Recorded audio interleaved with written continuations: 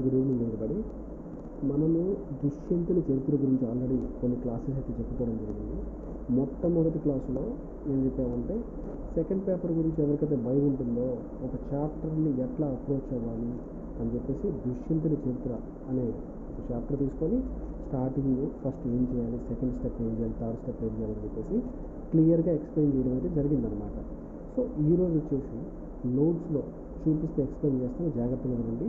So మీకు clarity వస్తుంది. At the same time ఒక చాప్టర్ని ఎట్లా అప్రోచ్ అవ్వాలి, అప్రోచ్ అయిన వెంటనే ఇమీడియట్గా ప్రీవియస్ ఇయర్స్ క్వశ్చన్స్కి ఈజీగా మన మైండ్లోకి వచ్చే విధంగా ఇక్కడ ఎక్స్ప్లెయిన్ చేస్తూ చూడండి. ఈ క్లాస్ వెళ్ళాక మీకైతే ఫియర్ అయితే పోతుంది. ఓకే, ఫస్ట్ నేనేం చేసా, ఫస్ట్ ఏం చేయాలంటే దుష్యంతుని చరిత్ర ఉంది కదా, ఆ దుష్యంతుని చరిత్రని ఫస్ట్ కథా సారాంశము, పౌరవంశ ప్రవాహం అని చెప్పేసి ఆ పద్యాలను బట్టి ఒక్కొక్క కొన్ని క్యారెక్టర్స్గా డివైడ్ చేసుకున్నాను అనమాట. స్టార్టింగ్ పద్యాలు ఏం చెప్తాయంటే, దుష్యంతుని ఫ్యామిలీ ఉంది కదా, సంయాతి, అహంయాతి, సార్వభౌముడు, జైత్సేనుడు, వీళ్ళందరూ కూడా గొప్ప రాజులు అనమాట. అతనికి ముందు, దుష్యంతునికి ముందు రాజ్యాన్ని పరిపాలించిన రాజులు. ఓకే, ఆ నెక్స్ట్ వెళ్ళినట్లయితే నెక్స్ట్ క్యారెక్టర్ ఏముంది పద్యాల్లో, దుష్యంతుని గురించి అయితే ఉంటుందన్నమాట. బాల్యంలో పరాక్రమాలు, ఆ సింహాన్ని పుల్లిని పట్టుకోవడం, ఇట్లాంటి పరాక్రమాలు. ఆదర్శ పాలకుడు అంటే అతని రాజ్యంలో ఎటువంటి దుఃఖాలు, విఘ్నాలు, నష్టాలు ఏం లేకుండా ప్రజలందరూ సుఖ సంతోషాలతో ఉన్నారని చెప్పేసి. నెక్స్ట్ కానీ తీసుకున్నట్లయితే మృగయా ప్రియుడు అంటే మృగాలను వేటాడాడు అని చెప్పేసి అతని పరివారంతో వెళ్ళి, సైనికులతో వెళ్ళి. నెక్స్ట్ శకుంతలని ప్రేమించడం కానీ, అక్కడ జరిగే డిస్కషన్స్, వనంలోకి వెళ్తాడు, ఆ ప్రకృతి అతన్ని ఆహ్వానిస్తుంది. ఓకే, ప్రశాంతమైన వాతావరణం ఉంటుంది అక్కడ. నెక్స్ట్ శకుంతలను చూస్తాడు, మనసులో ఈ మునికన్య కాదా అని చెప్పేసి అనిపిస్తుంది. నెక్స్ట్ ఆమె తన జన్మ వృత్తాంతాన్ని వివరిస్తుంది. నెక్స్ట్ ఆమెని పెళ్లి చేసుకుంటానని చెప్తాడు. ఓకే, కోరికలు తీర్చుకుంటాడు. ఆమె ప్రమాణం తీసుకుంటుంది తన కొడుకుని రాజ్యానికి రాజ్యం చేయాలని చెప్పేసి. నెక్స్ట్ అక్కడి నుంచి అయితే వెళ్ళిపోవడం అనేది జరుగుతుందన్నమాట. నెక్స్ట్ వైరుధ్యాల వ్యక్తిత్వం ఎవరిది, దుష్యంతుడు. ఎట్లా డిఫరెంట్ క్యారెక్టర్స్ చూడొచ్చు కదా దుష్యంతుల్లో, మనస్తత్వాలు. నెక్స్ట్ స్టార్టింగ్ మృగయా ప్రియుడు, మృగాల్ని దారుణంగా వేటాడాడు, ఇట్లా వేటాడి చంపకూడదు. ఓకే, సెకండ్ థింగ్, అంత పెద్ద రాజ్యానికి రాజైన దుష్యంతుడు ఆ తొందరపాటు తనం ఎందుకు, ఇమీడియట్గా ప్రేమించడం ఎందుకు, ఇమీడియట్గా ఆ కోరికలు తీర్చుకోవడం ఎందుకు. గాంధర్వ వివాహానికి అంత తొందర ఏముంది, ఇవన్నీ కూడా అతని యొక్క వైరుధ్యాలను డిసైడ్ చేస్తాయి. ఓకే, నెక్స్ట్ ఇవంతే. అంటే ఆ పద్యాలను మీరు మార్క్ చేసి పెట్టుకోవాలి. ఏ క్యారెక్టర్ ఏం మాట్లాడింది, ఏ పద్యం మాట్లాడింది, దానికి సంబంధించిన భావం ఏంటని చెప్పేసి. నెక్స్ట్ శకుంతలని తిరస్కరించడం, ఎవరో నాకు తెలియదు అని చెప్పడము, అక్కడ జరిగిన డిస్కషన్స్. ఓకే, నెక్స్ట్ ధర్మాన్ని శకుంతల అతనికి ఎక్స్ప్లెయిన్ చేయడము సభలో, సత్యం అంటే ఎట్లా ఉంటుందో, కుమారుడు అంటే ఏంటి, ఇవన్నీ కూడా. నెక్స్ట్ ఆకాశవాణి నిజం చెప్పడము, ఇదంతా కూడా దుష్యంతుని పాత్రకు సంబంధించినవి. ఇప్పుడు మనము శకుంతల పాత్ర, నెక్స్ట్ శకుంతల పాత్ర స్టార్ట్ అవుతుంది కదా. స్టార్టింగ్ నుంచి అంటే వనంలోకి వెళ్ళిన తర్వాత శకుంతల చూసిన తర్వాత శకుంతల క్వశ్చన్ అడుగుతాడు కదా, నువ్వు ఎవరు అని చెప్పేసి. ఆమె తనతో మాట్లాడుతుంది కదా, సపర మర్యాదలు చేస్తుంది కదా, ఆమె క్యారెక్టర్ గురించి జన్మ వృత్తాంతాన్ని చెప్పడము, ఆమె ప్రకృతి పుత్రి, ఆమె పుట్టికి ఎట్లా ఉందని చెప్పడము. ఓకే, నెక్స్ట్ అతనికి ఆతిథ్యం ఇస్తుంది, వాటికి సంబంధించిన పద్యాలు. నెక్స్ట్ ఆయన చూసి సిగ్గుపడుతుంది. ఓకే, వివేకవతి కూడా అంటే తన తర్వాత రాజ్యానికి రాజ్యం చేయమని చెప్పేసి అడగడం కానీ. నెక్స్ట్ అతను వెళ్ళిపోయిన తర్వాత కుమారుడు 3 సంవత్సరాలు ఉంటాడు భరతుడు, ఆ భరతుడిని మంచిగా పెంచుతుంది అనమాట. ఓకే, ఆ తల్లితత్వం కానీ. నెక్స్ట్ అతను దుష్యంతుడు ఆమెను కాదు అన్నప్పుడు ఆ విరహ వేదనను చూసావా. నెక్స్ట్ ఆశాభావం ఉంది, ఫస్ట్ గుర్తుపడతాడేమో, గుర్తుపట్టినప్పుడు నిరాశ. నెక్స్ట్ తనకు తానే ఓదార్చుకుంది, ప్రతివాదం చూపించింది, అనుమానం కూడా వచ్చింది దానికి, విమర్శ కూడా చేసుకుంది, సామాజిక విమర్శ. ఓకే, ఇవన్నీ కూడా ఆమె యొక్క వ్యక్తిత్వ లక్షణాలు అన్నమాట అక్కడ. ఓకే, ఇవన్నీ ప్రీవియస్ క్వశ్చన్ చూసినప్పుడు అర్థమవుతాయి మీకు. నెక్స్ట్ ఎక్స్ప్లెయిన్ చేస్తాను. ఇదంతా కూడా ఆమె యొక్క క్యారెక్టర్కి సంబంధించినవి అనమాట.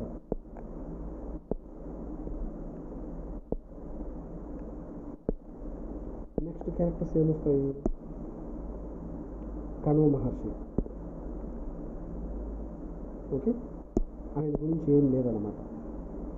ఓకే, నెక్స్ట్ మేనక, వీళ్ళ గురించి కూడా ఇంపార్టెంట్. మేనక గురించి ఎస్పెషల్లీ దేవకన్య అలాంటిది, కూతుర్ని కని అక్కడ ఎందుకు వదిలేసి వెళ్ళిపోయింది, ఆమెకు సంబంధించిన పద్యాలు ఉన్నాయి కదా.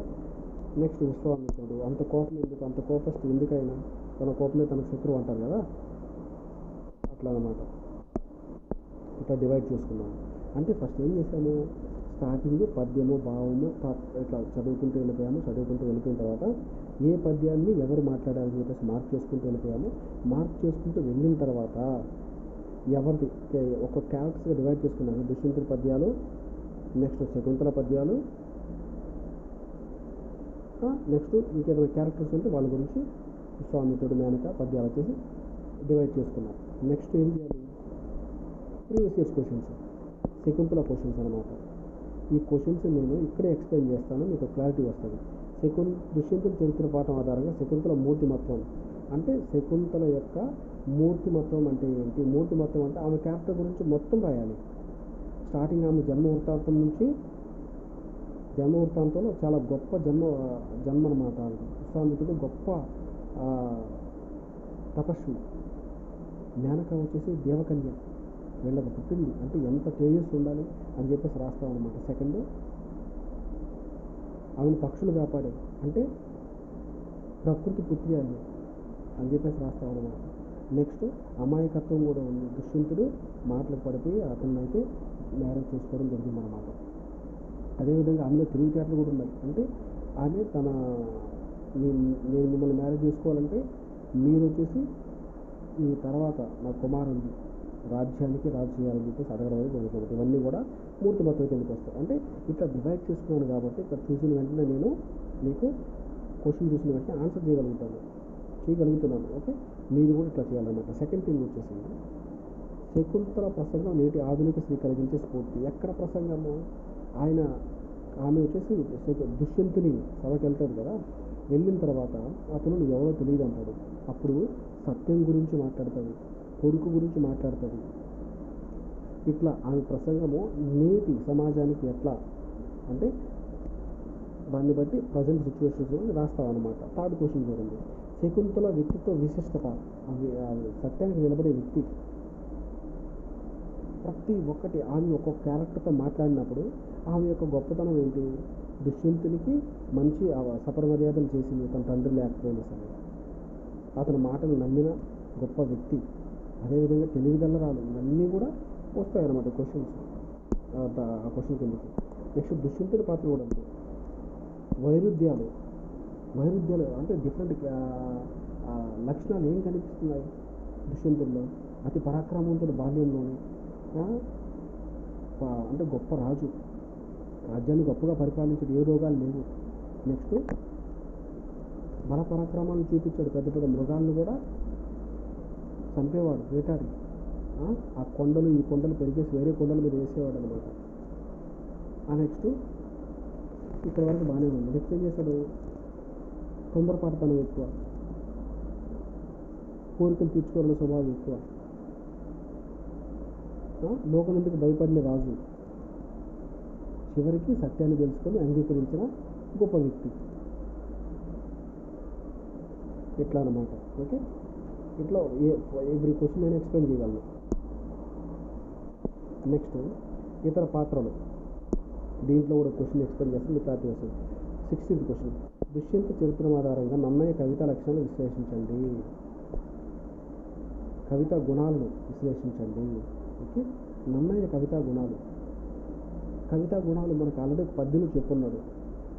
ప్రసన్న కథ, కవితార్థ యుక్తి, అక్షర రమ్యత, ఇవన్నీ కూడా కవితా లక్షణాలు ఉన్నాయి కదా. అవి ఎక్కడ కనిపిస్తాయి, అక్షర రమ్యత ఎక్కడ కనిపిస్తాయి, దుష్యంతుడు వనంలోకి వెళ్ళినప్పుడు ఆ వర్ణంలో ఉండే ఆ పదాలే అక్షర రమ్యతను తెలియజేస్తాయి. ప్రసన్న కథ, కవితార్థ యుక్తి అంటే ఏంటి, మూల భారతంలో లేని క్వశ్చన్ డిఫరెంట్గా అడిగాడు ఇంతకుముందు. మూల భారతంలో లేని కొన్ని అంశాలను చేర్చి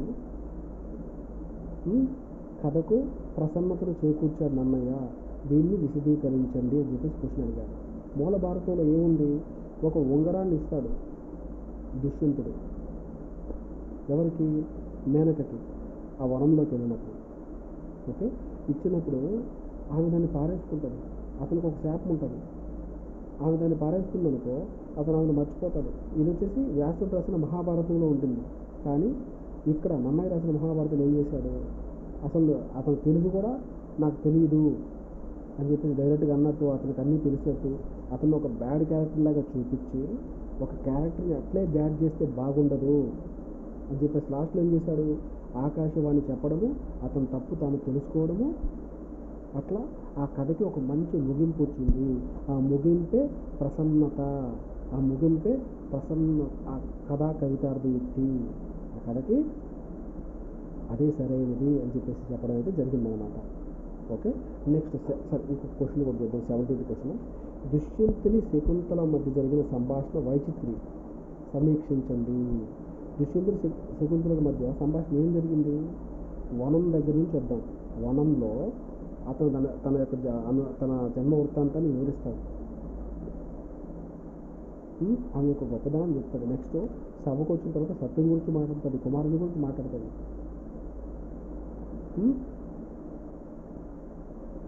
అది వైచిత్రి అవుతుందన్నమాట. నెక్స్ట్ లాస్ట్లో ఇట్లా క్వశ్చన్స్ డివైడ్ చేసుకున్నాను అనమాట. ఓకే, నెక్స్ట్ వ్యాఖ్యానాలు కూడా ఎట్లా డివైడ్ చేశానో చూడండి. ఇక్కడ నరవత నీ ప్రసాదంలో నాకు ఉదయించిన నందను మహాగురుతన అంటే, ఓ నరుల్లో ఉత్తమమైన వాడా, నీ వల్ల నాకు పుట్టబోయే బిడ్డకి నువ్వు రాజ్య పట్టాభిషేకం చేయాలని చెప్పేసి అడుగుతుంది అనమాట. దాని నుంచి ఏమడుగుతున్నాడు? నాటి సామాజిక స్థితిని వర్ణించండి అన్నాడు. సామాజిక స్థితి అంటే ఏంటి? రాజు అనేవాడు తన బిడ్డలకి పట్టాభిషేకం చేయాలి. ఆ పట్టాభిషేకం చేయాలంటే ఖచ్చితంగా అతను అంగీకరించాలి, వీళ్ళు నా బిడ్డలే అని చెప్పేసి. అట్లా అంగీకరించకపోతే వాళ్ళ బిడ్డలు కానట్లే అని ఆనాటి సమాజంలో ఉంది. అందుకని ఆమె ప్రమాణం తీసుకుంది, మీరు అంగీకరించాల్సిందే అని చెప్పేసి. ఓకే, నెక్స్ట్ ఇది వచ్చిన పద్యం అన్నమాట. ఓకే, ఈ సామాజిక దృష్టి అన్నాడు. ఆ పద్య భావం చూసుకున్నట్లయితే మనకేం కనిపిస్తుందంటే, నేను ఇవన్నీ క్రియేట్ చేశాను అన్నమాట క్వశ్చన్స్ సొంతంగా. ఓకే, ధార్మిక నైతిక దృక్పథం ఏంటి? ఏం మెసేజ్ ఉంది దీంట్లో? అది ధార్మిక దృక్పథం అవుతుంది. మనస్తత్వానుకున్న దృక్పథం అంటే ఏంటి? ఆ మనస్తత్వం ఏం చెప్తుంది? ఏమో రాజు రేపు ఒప్పుకోడేమో, మోసం చేస్తాడేమో, ఇవన్నీ మన మనసు ఆలోచించే ఆలోచనలు అనమాట. ఇవన్నీ కూడా మనస్తత్వాలు కూడా దృక్పథంతో ఆ పద్యాన్ని ఎక్స్ప్లెయిన్ చేస్తూ మాట్లాడతాం. అవి తర్వాత క్లాసెస్లో నేను ఎక్స్ప్లెయిన్ చేస్తాను. ఇవన్నీ నేను క్రియేట్ చేశాను. ఇదొక్కటే ప్రీవియస్ క్వశ్చన్. ఓకే, నెక్స్ట్ కిందకి ఇట్లా ఈ క్వశ్చన్స్ అన్నీ కూడా నేను క్రియేట్ చేశాను అనమాట. టోటల్గా ఇప్పటి వరకు శకుంతల పాఠ్యాల నుంచి 54 క్వశ్చన్స్ వచ్చాయి. బట్ నేను క్రియేట్ చేసిన క్వశ్చన్స్లో కూడా ఎన్ని వచ్చాయంటే మొత్తము 150 క్వశ్చన్స్. ఓకే, అంటే వ్యాఖ్యానాల్ని, ఒక పద్యాన్ని ఒక విధంగా అడిగాడు, ఇంకొక విధంగా అడిగే పాసిబిలిటీస్ కూడా ఉన్నాయి కదా, వాటిని కూడా ఇక్కడ పెట్టడం జరిగింది. అంటే ప్రతి ఒక్క పద్యంలో అన్ని దృక్పథాలు ఉంటాయంటే ఉండవు. ఆ పద్యంలో ఉండే మాటలను బట్టి ఎగ్జాంపుల్కి కళా సౌందర్య దృక్పథం అన్నాడు. కళా సౌందర్యం అంటే ఏంటి? దాంట్లో అక్షరరమ్యత ఉంటుంది, మంచి మంచి అక్షరాలు ఉంటాయి, దీర్ఘ సమాసాలు ఉంటాయి, మంచి మంచి పదాలు ఉంటాయి, సందులు, సమాసాలు, నెక్స్ట్ అలంకారాలు అన్నీ ఉంటే అది కళా సౌందర్యము. ఆ కళా సౌందర్యం ఉన్నప్పుడు అక్షరరమ్యత అడిగితే అక్షరాలు ఎట్లా ఉన్నాయి రాస్తాము. కళా సౌందర్యంలో అక్షరాలు కూడా ఉంటాయి కదా, అక్షరరమ్యత ఉంది కదా. నెక్స్ట్ అలంకార దృక్పథంతో రాయమంటే ఏం అలంకారాలు ఉన్నాయి రాస్తాము. అట్లా క్వశ్చన్ డివైడ్ చేసుకోవడం జరిగిందన్నమాట. నెక్స్ట్ ప్రీవియస్ క్వశ్చన్స్కి ఇక్కడ ఆన్సర్ రాయడం జరిగింది. నేను ఏంటి? దుష్యంతుని చరిత్ర పాఠం ఆధారంగా శకుంతల మూర్తిమత్వాన్ని విశదీకరించండి, విపులీకరించండి అని చెప్పేసి 2023లో క్వశ్చన్ అడిగారు అనమాట. మీకు అర్థం కావాలని చెప్పేసి నేను ఏం రాశానంటే, మూర్తిమత్వం అంటే ఏంటి అని చెప్పేసి నేను ఇక్కడ రాయడం జరిగింది. ఏంటి మూర్తిమత్వం అంటే? ఒక క్యారెక్టర్. మూర్తి అంటే ఇందాక చెప్పాను నేను, మూర్తి అంటే విగ్రహము. ఆ విగ్రహం యొక్క లక్షణాలు ఎట్లా ఉన్నాయంటే, మంచి అందమైన కళ్ళు ఉన్నాయి, మంచి ఆభరణాలు ధరించింది విగ్రహము, మంచి పోస్చర్ అంటే నిలుచుకున్న విధానం అనేది చాలా బాగుంది, మంచి కళ్ళు, హెయిర్ మంచిగా చెక్కారు. ఇట్లా విగ్రహం గురించి ఎట్లా చెప్తామో ఈ శకుంతల మూర్తిమత్వం అంటే ప్రతి ఒక్కటి ఆమెకు సంబంధించి ఆమె స్వభావం ఎట్లాంటిది అంటే స్వభావం ఎట్లా డిసైడ్ చేస్తాము, ఎక్కడ పెరిగింది, ఎవరితో మాట్లాడినప్పుడు ఆ మాటలు ఎట్లా ఉన్నాయి, ఇవన్నీ కూడా ఆ యొక్క లక్షణాలు అయితే డిసైడ్ చేస్తాయన్నమాట. ఆమె నడవడికి ఎట్లా ఉంది, ఆ మనస్తత్వం ఏంటి, ఆ మాట తీరు ఎట్లా ఉంది, ఇవన్నీ కూడా ఆమె గురించి కంప్లీట్గా చెప్పడమే మూర్తిమత్వం అవుతుంది అనమాట. ఓకే, ఇక్కడ నుంచి ఇక్కడ దాకా జస్ట్ మూర్తిమత్వం ఏంటో మీకు అర్థం కావడానికి ఇక్కడ పెట్టడం జరిగింది. సెకండ్ థింగ్ వచ్చేసి ఈ క్వశ్చన్కి ఆన్సర్ ఎట్లా రాశాను నేను, ఇక్కడ ఇంట్రడక్షన్. నన్నయ్య భట్టు సృష్టించిన శకుంతల పాత్ర కేవలం ప్రేమమయి మాత్రమే కాదు, ఆత్మగౌరవం, ధర్మనిష్ట కల ఒక శక్తివంతమైన శ్రీమూర్తి. ఓకే, అవి మూర్తిమత్వం ముఖ్యంగా 3 దశల్లో కనిపిస్తుంది. అంటే క్వశ్చన్ చూడండి, డైరెక్ట్ అటాక్. నేను నాన్ సెన్స్ ఏం రాయలేదు. మూర్తిమత్వం ఎక్కడెక్కడ కనిపిస్తుంది డైరెక్ట్ చెప్పాను. ఫస్ట్ ఇంట్రడక్షన్ ఇచ్చాను, నన్నయ్య భట్టు ఇది ఆంధ్ర మహాభారతంలో ఉన్నది. ఓకే, ఆమె జస్ట్ ప్రేమికురాలు మాత్రమే కాదు, ప్రేమగా ఉండే వ్యక్తి మాత్రమే కాదు, ఆమెకి ఆత్మగౌరవం కూడా ఉంది, ఆమె ధర్మం మీద నిలబడే వ్యక్తి అని చెప్పేసి ఇక్కడ చెప్పి, అంటే క్వశ్చన్కి తగ్గట్టు పర్ఫెక్ట్ ఇంట్రడక్షన్ ఇచ్చి నెక్స్ట్ ఏం చేశాను, అది మూర్తిమత్వం 3 దశల్లో కనిపిస్తుంది అని చెప్పాను. ఎక్కడెక్కడ కనిపిస్తుంది, ఆశ్రమ కన్య, ఆశ్రమంలో పెరిగిన స్త్రీగా ఆమెకి ఎటువంటి కల్మషం లేని స్త్రీ, వినయం ఉన్న స్త్రీ, మంచి వినయ విధేయతలున్న స్త్రీ అని చెప్పాను అనమాట. అంటే ఊరికే సైడ్ హెడ్డింగ్ పెట్టేస్తే సరిపోతుందా, ఆశ్రమంలో పెరిగింది కాబట్టి ఒక రూల్స్, కోడ్ ఆఫ్ కండక్ట్ ఉంటుంది, పొద్దున్నే లేవాలి, స్నానం చేయాలి, పూజలు చేయాలి, ఒక ఉంటుంది కాబట్టి వాళ్ళ పద్ధతిగా పెరిగారని చెప్పి చెప్పడం. నెక్స్ట్ అక్కడ పెరిగింది కాబట్టి వినయ విధేయతలు కూడా ఉన్నాయని చెప్పాను. అంటే చెప్పేం కూడా సరిపోతుందా, పద్యాల్లో ఎక్కడొచ్చిందో చెప్పాలి కదా. అదేం చెప్తుంది, తల్లిదండ్రులతో విడవబడి, అంటే పుట్టిన వెంటనే తల్లిదండ్రులతో విడవబడింది, పక్షులతో రక్షింపబడింది, అందువల్ల చిన్నప్పటి నుంచి ఆమె నిస్సహాయతను ఫేస్ చేసింది కాబట్టి ఆమెకి మంచి వినయ విధేయతలు ఉన్నాయి. నెక్స్ట్ వనానికి వచ్చిన వనంలోకి ఎంటర్ అయిన దుష్యంతుడికి మర్యాదలు చేసింది, అంటే ఆమె ఎటువంటి కల్మషం లేని వ్యక్తి, సపర్యలు చేసే వ్యక్తి అని చెప్పేసి చెప్పవచ్చు. అదేవిధంగా ప్రేమలో నిష్కపటత, దుష్యంతుడి కోరికను గాంధర్వ వివాహం యొక్క ప్రశస్తిని నమ్మి అంగీకరించడంలో ఆమెలో నిష్కపటమైన అమాయకమైన ప్రేమ వ్యక్తం అవుతుంది. ఓకే, ఇవన్నీ కూడా ఫస్ట్ పాయింట్. సెకండ్ ఏంటి, తిరస్కరణలో నిస్సహాయత మరి ఆపత్కాల మనస్తత్వము. ఎప్పుడైతే దుష్యంతుడి సభకి వెళ్ళిందో తిరస్కరించినప్పుడు నిస్సహాయరాలకు ఎవరు సహాయం చేస్తారు. అదేవిధంగా ఆపత్కాలంలో మనస్తత్వము, ఇవన్నీ కూడా ఆమె యొక్క మూర్తి, అంటే ఆమె క్యారెక్టర్ గురించి రాస్తున్నాము. 3 పాయింట్స్, గన్ షాట్స్, టక్ టక్ టక్. ఓకే, జన్మకు నింద, దుష్యంతుని తిరస్కరించినప్పుడు అయ్యో పుట్టిన వెంటనే తల్లిదండ్రుల దగ్గర తిరస్కరించబడ్డాను, ఇప్పుడు భర్త చూస్తే నేను ఎవరో తెలియదు అంటున్నారని చెప్పేసి ఆమె బాధపడ్డామన్నమాట. నెక్స్ట్ మానసిక వేదన కూడా ఫేస్ చేసింది. నెక్స్ట్ ఆత్మగౌరవము, ధైర్యము, ధర్మనిష్ట, అంటే ఇదంతా ఫేస్ చేసిన తర్వాత లాస్ట్లో ఆ సభలో జరిగే డిస్కషన్ ఉంది కదా, శకుంతల ఇచ్చే స్పీచ్ ఉంది కదా, అది న్యాయం కోసం నిలబడ్డం. కానీ ఆమె వెళ్ళిపోలేదు, లేదు నేను న్యాయం కోసం నిలబడతాను, ఇక్కడ నాకు న్యాయం జరగాల్సిందని చెప్పేసి నిలబడ్డది అనమాట. అదేవిధంగా వివేకంతో ఆలోచించింది, మొత్తం ఆయనకి ఎక్స్ప్లెయిన్ చేసింది, సత్యం ఎట్లా ఉంటుంది, కొడుకు అంటే ఎట్లా ఉంటాడు, కొడుకు మీద ఎంత ప్రేమ ఉండాలి.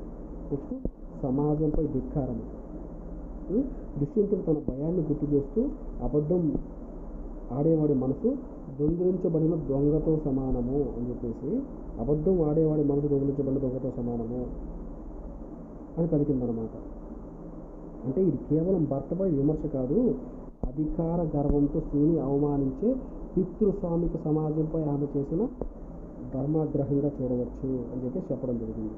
ఇప్పుడు ఓవరాల్గా చూద్దాం, ఏం చెప్పుకున్నాము, అసలు క్వశ్చన్ ఏంటి, ఆమె మూర్తిమత్వం ఎక్కడెక్కడ కనిపిస్తుంది అని చెప్పుకున్నాము. నెంబర్ 1, ఆశ్రమ కన్యగా వినయ విధేయతలు కలిగిన స్త్రీ అని ఆశ్రమంలో జరిగిన ఆమె డిస్కషన్స్.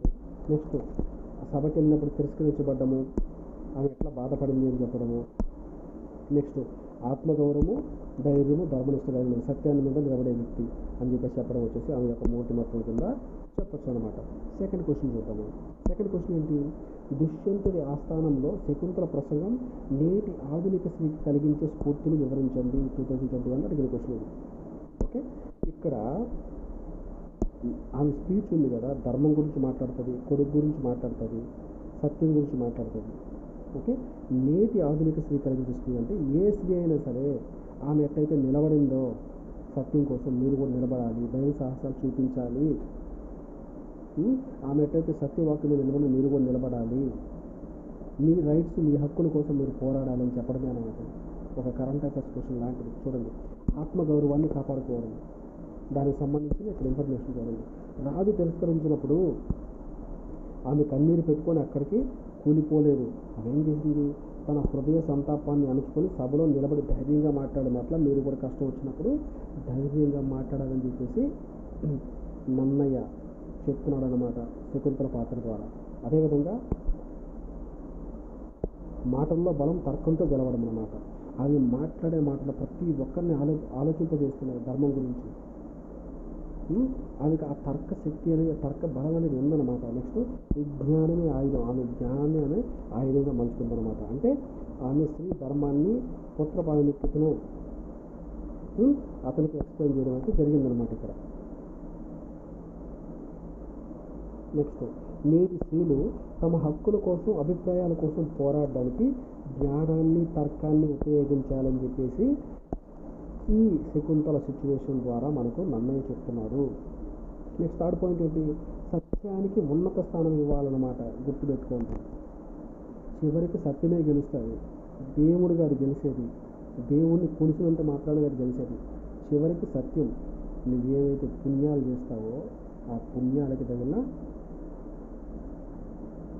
శాంతి ఉంటుంది. కానీ చివరిలో నువ్వు ఎన్ని టెంకాయలను కొట్టు, ఎన్ని ప్రార్థనలైనా చేసుకో, నీకైతే ఇటువంటి హ్యాపీ లైఫ్ అయితే ఉండదు అనమాట. నెక్స్ట్, దూరదృష్టితో ఎదుగున్న తల్లి ప్రేమ. స్టార్టింగ్లో అతను పెళ్లి చేసుకోమని అడిగినప్పుడు నా బిడ్డను నువ్వు రాజ్యానికి రాజుని చేస్తానని చేసుకుంటాను చెప్పింది. అట్లా దూరదృష్టి కూడా ఉందన్నమాట ఆమెకి. నెక్స్ట్, అట్లా లేడీస్ కూడా దూరదృష్టి ఉండాలి. ఏదైనా పని చేసేటప్పుడు ఊరికే బ్లైండ్గా లవ్లో పడిపోవడమో, లేకపోతే బ్లైండ్గా ఏదైనా ఒక డిసిషన్ తీసుకోవడమో అట్లా చేయకూడదు. ఆలోచన, ఇది చేస్తే రేపు ఏమవుతుంది అని చెప్పేసి ఆలోచన ఉండాలని చెప్పేసి నన్నయ్య చెప్తున్నాడు ఇక్కడ శకుంతల పాత్ర ద్వారా. నెక్స్ట్, వ్యవస్థను ప్రశ్నించే ధైర్యం కూడా ఉండాలన్నమాట. తప్పు జరిగినప్పుడు ప్రశ్నించాలి. మేము లేడీస్, మా బ్రతుకులు ఇంతే, మా జీవితం ఇంతే అని చెప్పేసి అట్లా పడి ఉండకూడదు అని చెప్పేసి ఆ పాత్ర ద్వారా నన్నయ్య మనకు చెప్తున్నాడు. అర్థమవుతుందా? నెక్స్ట్ ముగింపు. ఇట్లాగానే ఉంటే లేడీస్ ఎవరి కోసం వెయిట్ చేయాల్సిన అవసరం లేదు, ఈ సమస్యలను మీరే పరిష్కరించుకోవచ్చు అని శకుంతల పాత్ర ద్వారా చెప్పడం అయితే జరిగిందని చెప్పి రాస్తాను. మీరు క్వశ్చన్ ఎంత నీట్గా ఉందో చూడండి. నెక్స్ట్, దుష్యంతుల చరిత్రలోని శకుంతల వ్యక్తిత్వ విశిష్టతను తెలపండి. వ్యక్తిత్వ విశిష్టత మొత్తం రాస్తాం స్టార్టింగ్ నుంచి. తల్లిదండ్రుల మీద విడవబడినప్పుడు పక్షులు కాపాడాయి అంటే ఎంత మంచి వ్యక్తి అయి ఉంటుంది. ఆశ్రమంలో పెరిగింది, సపర మర్యాదలు చేసింది. దుష్యంతుని మాటలు నమ్మి అతనికి మనసు ఇచ్చింది, ఆ మాటలు నమ్మింది. ఆమె అమాయకురాలు అంటే ఆమె లక్షణాలన్నీ కూడా ఆమె వ్యక్తిత్వ విశిష్టతను పెంచుతాయన్నమాట. ఎక్కడ కూడా ఆమె సత్యాన్ని వదలలేదు అని చెప్తామన్నమాట. సభలో ఆమె ఇచ్చిన స్పీచ్ కూడా వ్యక్తిత్వ విశిష్టతను తెలియజేస్తుంది అనమాట. చూడండి, ఇక్కడ జన్మ పుట్టుకతో ఆమె చాలా గొప్పది. గొప్ప తపస్వి అయిన విశ్వామిత్రుడు మేనకలకు పుట్టింది. నెక్స్ట్, ప్రకృతి పుత్రి. ప్రకృతి ఆమెను కాపాడింది. పక్షులు జంతువులు తినేయాలని ట్రై చేసినప్పుడు పక్షులు రెక్కలతో కప్పెట్టి కాపాడాయన్నమాట. నెక్స్ట్, ఆతిథ్య ధర్మ నిపుణత. ఆతిథ్యం ఇచ్చింది, దుష్యంతులు ఇచ్చింది వెంటనే. కనుమ మాస లేకపోయినా సరే మంచిగా పలకరించింది, సపర మర్యాదలు చేసింది. నెక్స్ట్, వివేకవతి దూరదృష్టి. కొడుకు పెళ్లి చేసుకోమని అడిగినప్పుడు నా కొడుకు నువ్వు తర్వాత కాబోయే రాజ్యానికి రాజు చేస్తానంటే చేసుకుంటా అని చెప్పింది. ఓకే, నెక్స్ట్ వచ్చేసి ధర్మజ్ఞత, ధర్మం కోసం నిలబడింది. స్వాభిమానము, ఇవన్నీ కూడా ఆమె యొక్క వ్యక్తిత్వ విశిష్టతను తెలియజేస్తాయన్నమాట. ఇక్కడితో క్లాస్ ఆపేద్దాము. ఒకసారి స్క్రోల్ చేసి చూడండి. ఇది కూడా సేమ్ క్వశ్చన్ అండి. క్వశ్చన్ షీట్స్ చూడండి. ఇట్లా నోట్స్ ప్రిపేర్ చేసుకోవాలి. ప్రిపేర్ చేసుకుంటేనే తెలుగు లిటరేచర్ అనేది డెడ్ ఈజీ అవుతుంది. ఏం లేదు, సిలబస్ అంతా టక్ టక్ టక్ టక్ అని చదివేయచ్చు. శకుంతల ఉపాఖ్యానం నన్నయ్య, ఉన్న క్యారెక్టర్స్ ఏంటి 1 2 3 4 రాసుకుంటే అలాగే. సెకండ్, ఆంధ్ర మహాభారతంలో క్యారెక్టర్స్ ఏంటి, టక్ టక్ టక్ రాసుకుంటూ వెళ్ళడం. నేను రాసుకున్న తర్వాత క్వశ్చన్స్కి ఏ క్వశ్చన్కైనా ఆన్సర్ రాయొచ్చు. వ్యాఖ్యానాలకు కూడా కొన్ని దృక్పథాలు మాత్రమే ఉన్నాయి, వాటికి భయపడాల్సిన అవసరం లేదు. ఓకే, మనస్తత్వం అంటే ఏంటి, మనిషి ఎట్లా బిహేవ్ చేశారు ఆ సిచ్యువేషన్లో, మనిషి కోపం, దుఃఖం, బాధ, శాంతి అన్నీ కూడా మనస్తత్వం గురించి డిసైడ్ చేస్తాయి. తాత్విక దృక్పథం అంటే మెసేజ్ ఏముంది అక్కడ, మనిషి ఏముందని చెప్తాము, లాస్ట్కి చివరికి సత్యమే గెలుస్తుంది అనేది ఇక్కడ తాత్విక దృక్పథం అవుతుంది.